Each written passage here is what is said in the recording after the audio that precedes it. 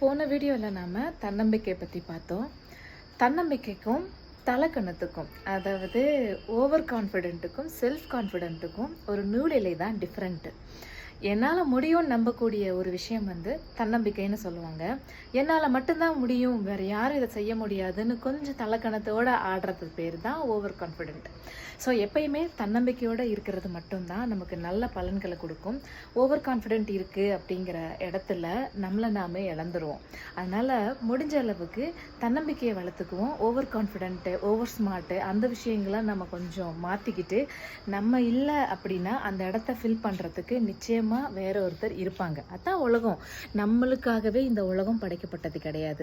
so எதையுமே நமக்காக மட்டும்தான் இருக்குது, நம்மளால் மட்டும்தான் முடியும் அப்படின்ற over thinking, over confidence, over smart வேலையெல்லாம் மறந்துட்டு நம்மளால் என்ன முடியும் அப்படிங்கிறத தெளிவாக டிஃபைன் பண்ணி ஒரு தன்னம்பிக்கையோட நம்ம வாழ்க்கையை